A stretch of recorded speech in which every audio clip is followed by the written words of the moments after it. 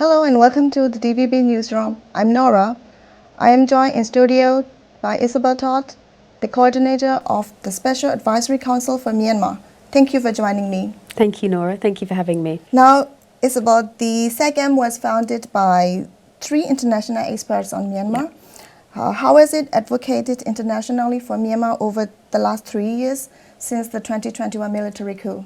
Well, perhaps, Nora, I can give you a bit of background on the 3 members that formed SAC-M, because that will help to explain a little bit about the advocacy that we've been doing since forming. So as you say, SAC-M was formed in 2021 in response to the coup by Yang Hee Lee, Marzuki Darusman and Chris Sidoti. But their relationship with Myanmar went back much further than 2021, because as you say, they were all of them UN mandate holders on Myanmar in the years preceding 2021. So I'll tell you a bit about what that means. Yang Hee Lee was the UN Special Rapporteur on Myanmar from 2014 to 2020. And that means that she was mandated by the UN Human Rights Council to report to the UN on the human rights situation in Myanmar. So that mechanism still continues. The current Special Rapporteur is Tom Andrews. So between 2014 and 2020, Yang Hee was reporting on what she saw as probable violations being committed by the military in Kachin State, Northern Shan State, Northern Rakhine State. And she could see that the government at the time wasn't interested in undertaking any independent investigations into those violations. And so Yang Hee recommended that the international community set up its own independent investigation, which it did. And this was the Independent International Fact-Finding Mission for Myanmar. Now, Marzuki Darusman and Chris Sidoti were appointed to that fact-finding mission. So they conducted a 12-month investigation into the reports of the violations, and they found that, yes, indeed, the military had committed war crimes and crimes against humanity in Kachin and Northern Shan states and Northern Rakhine, and also possible genocide in Northern Rakhine. So they recommended in 2018 that because they couldn't see any avenues for justice to take place inside Myanmar, because the courts were not independent, the constitution protected the military's impunity, they recommended that as a matter of urgency, the leaders of the military should be prosecuted in international courts for the crimes of genocide, war crimes, crimes against humanity. Because if the impunity continued, they felt that the violations would get worse. So this was back in 2018, and we're still pushing for that recommendation to be realised. But just to go back to the end of their mandates around 2019, 2020, they had some quite extensive consultations with civil society, Myanmar civil society at the time. And it was really put to them by civil society whether they would continue working, doing advocacy and providing advice to civil society on how to take these recommendations forward, but in an independent capacity. It didn't happen straight away for various reasons, because of COVID and other reasons, but then 2021 and the coup happened, and they thought, okay, we really have to do something now. So that's why SAC-M was formed at that point.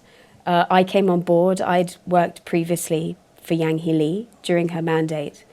So that's a bit of the background of who the SAC-M advisors are.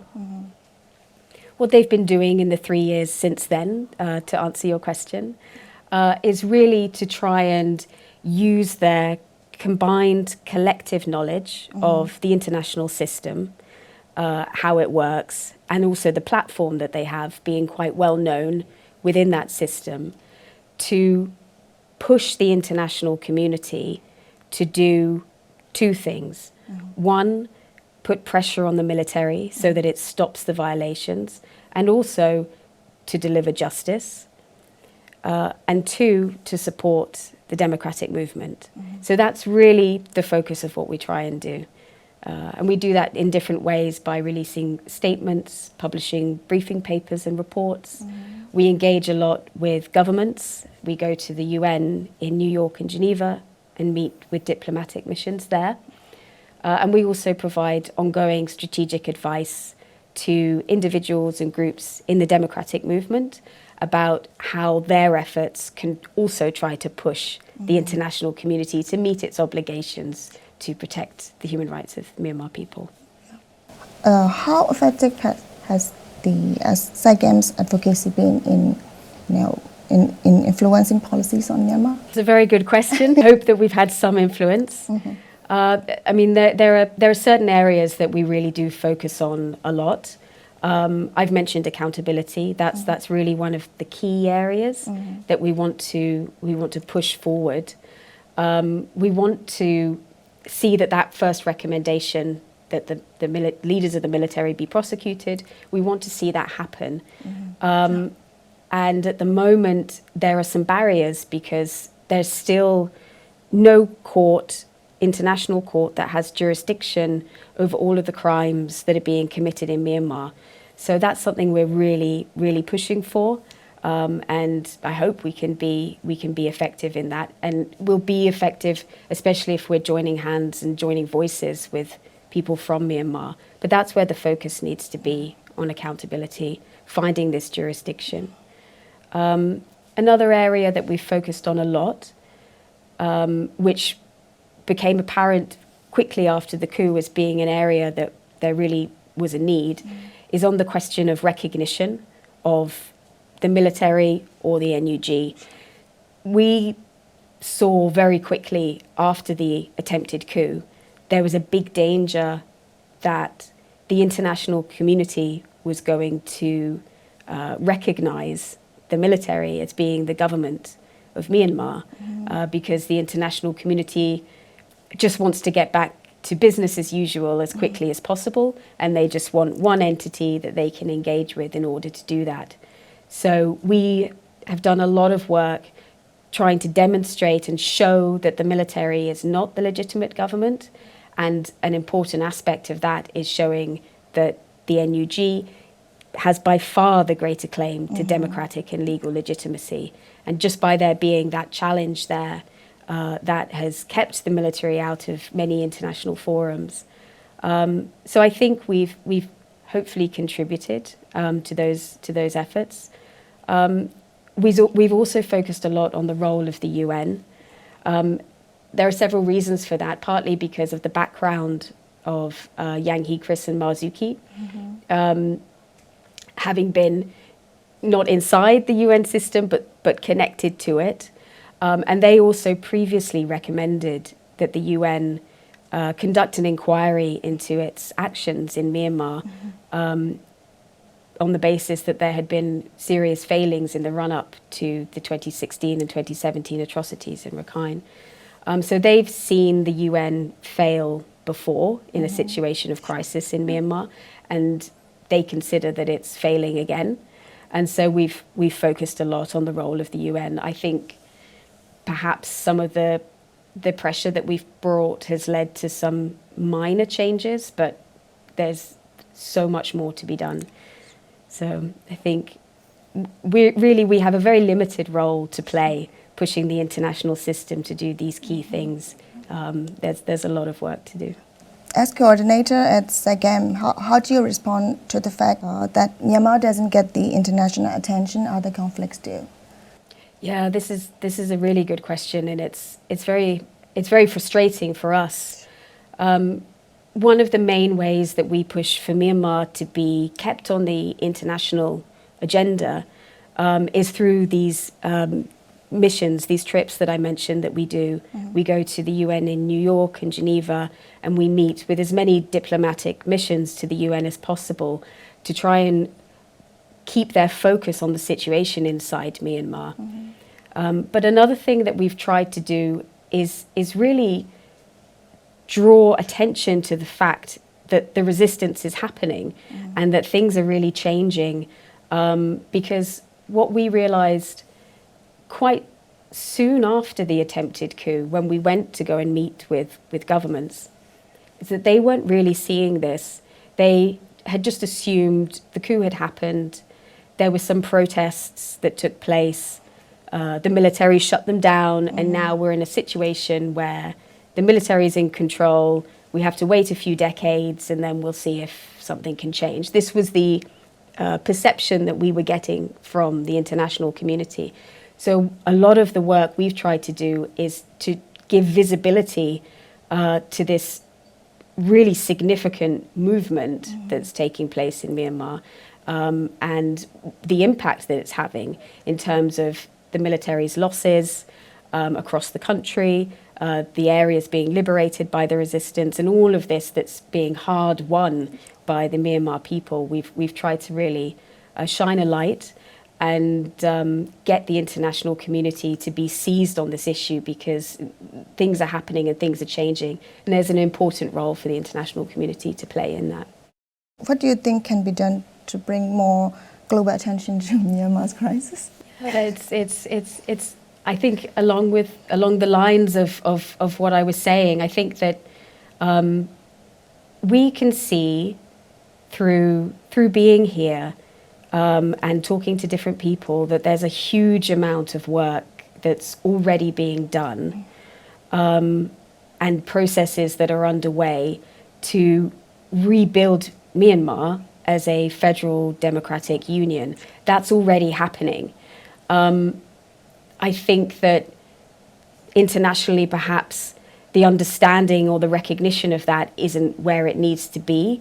The international community doesn't quite understand that this process has started. The situation in Myanmar has reached a tipping point. There's no going back to the days of the 2010s, the military's constitution. This process has already started, and it can't be reversed, and it can't be stopped.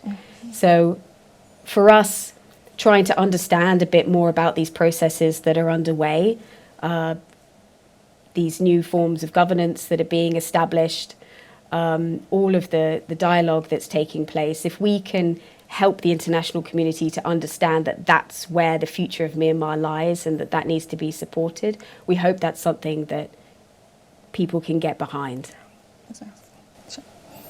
So the international community has faced criticism for its lack of a unified response on Myanmar. Why is this? Again, it's a good question.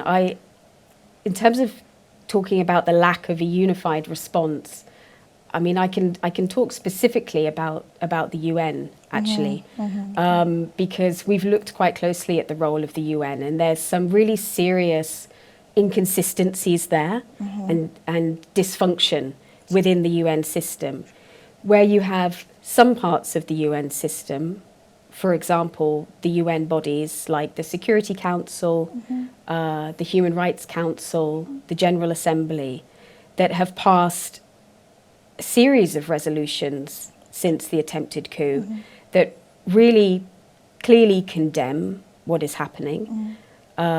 They don't recognise the military in any way as anything other than the military. The resolutions recognise the continuing authority of the State Councillor and the President, and they affirm the international community's commitment to the democratic will and aspirations of Myanmar people. The resolutions do fall short. They don't mandate really effective action to stop the violations or as much as they should, but they're fairly strong. As I say, much more can be done. But then at the same time, you have other parts of the UN system, like UN agencies, that are engaging with the military inside the country as if it is a government, and not calling it out and not condemning it, and actually submitting themselves to its arbitrary rules and restrictions and playing into its hands. So you have some real inconsistencies there.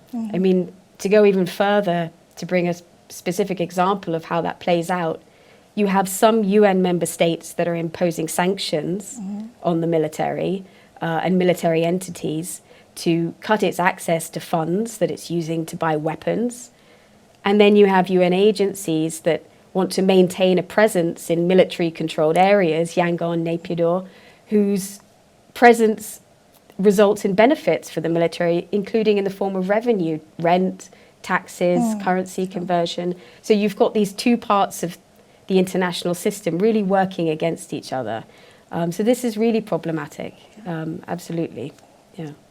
Do you think enough is being done to engage with the civilian national unity government rather than the military junta? No, no, we don't think so. We from the outset have called for the national unity government to be recognised as the legitimate representative of Myanmar in international forums. I mean, this really would be key to have an entity that clearly has far greater democratic and legal legitimacy than the military, representing Myanmar in international forums and working in the interests of human rights and democracy. This would unlock a lot of the international mechanisms that are kind of frozen at the moment or working in the interests of the military. So we're really disappointed that there hasn't been greater recognition of the national unity government. And then at the same time, there's too much engagement with the military in the wrong way. There's a creeping engagement, normalization of relations with the military on the false idea that it is some sort of government, maybe not a legitimate government, but a de facto government, when it's neither. But that plays into the military's hands. It's not enough to save the military from what's happening, but it is bolstering the military and prolonging this period of violence and conflict in Myanmar. So it is really problematic, and we hope to see much more support for the democratic movement from the international community, including in the form of formal recognition of the legitimate representatives of the Myanmar people. The remnants of Typhoon Yagi devastated Myanmar on September 9th. Your most recent report outlined how international aid should be channeled across borders. How would this work? The basic facts are that the humanitarian situation in Myanmar is catastrophic and it's getting worse. And then secondly, international aid is not getting to where it needs to go. I think we can all see that. That's clear to see. So the first question is why? Why is this the case? For us, again, it comes down to what we see as this insistence or obsession on the part of UN agencies and other humanitarian actors to only formally engage with the military on the basis that it's a government in Naypyidaw. And so by doing that, they submit themselves to the military's arbitrary rules and restrictions, including on where they can and can't go. They seem to do this because they prioritize maintaining a presence in Yangon and Naypyidaw and getting visas through the military in order to be there, over effectively delivering aid in the places where it's most needed. And this is a game that the military plays and has played for decades very effectively. So what needs to be done, what we've been saying for years, is that international agencies, UN agencies and others need to just drop this preoccupation with the military in Naypyidaw and focus their efforts on engaging formally with resistance authorities and civil society who've been calling for this to happen for years as well as neighbouring countries, and coordinate a massively scaled up cross-border humanitarian response directly to the areas where people need it, in coordination, as I say, with the resistance authorities and civil society, and critically, a response that doesn't involve the military in the areas that it doesn't control. We think there's been some informal steps taken in this direction, a slight increase in cross-border humanitarian assistance, but this needs to be the primary way that aid is getting into Myanmar. Since the military junta controls very little of the country compared to the armed assistance, what does this mean for the future of Myanmar? This is really important. It's something that we looked at quite a lot. You mentioned territory. I mean, we've looked at it from quite a comprehensive perspective that includes territory, but really assesses the military's claim to be a de facto government, which takes into account various other factors. We found all the way back in 2022, by carrying out this assessment, that even at that point, the military didn't meet the criteria in enough of the country to be considered a de facto government of the country. We did a follow-up to that study, which we released the findings of at the beginning of this year, and found that that had only increased. And we think that trajectory is going to continue. Now that's really important because, again, going back to this question of international engagement, international actors seem to still be preoccupied with this idea that the military is somehow one day going to suddenly be able to function as a government and deliver on the basis of that sort of engagement, which it simply isn't. And I think China keeps finding that out the hard way. But what does it mean in terms of the future of the country? As I say, all of the indications that we've seen are that this trajectory is going to continue. The military is going to continue losing territory, losing capacity. But that doesn't mean that it can't hold out and inflict harm for quite a long time yet, because it has access to far superior weaponry and firepower. So what we've been seeing is the military increasingly resort to the use of really devastating airstrikes to simply destroy areas that it can no longer control. There was a report actually that was released by the UN Human Rights Office just last month, and they found that the rate of civilian deaths that they've recorded as a result of the military's airstrikes has increased by 700% in the last year, which is really incomprehensible. So if something doesn't change in terms of the military's access to weaponry, we're really worried that that's going to continue, because we see that the losses are going to continue for the military on the ground. But if it continues to have the capacity to inflict this level of harm, then that's going to be really devastating. So the international community, international actors need to really work together to find any means possible to cut the military's access to weapons, cut its access to any sort of legitimacy that bolsters it strategically, financially, that prolongs its ongoing attacks. This really needs to happen right away.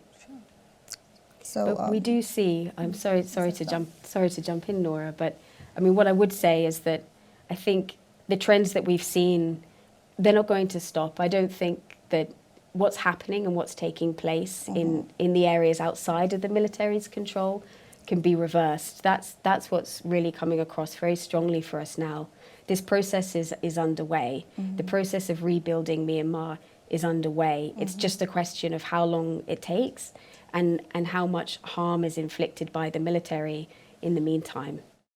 So, how can the NUG and ethnic groups collaborate more effectively? Well, look, there are many questions, I suppose, related to that are not for us as SAC-M to involve ourselves in those discussions.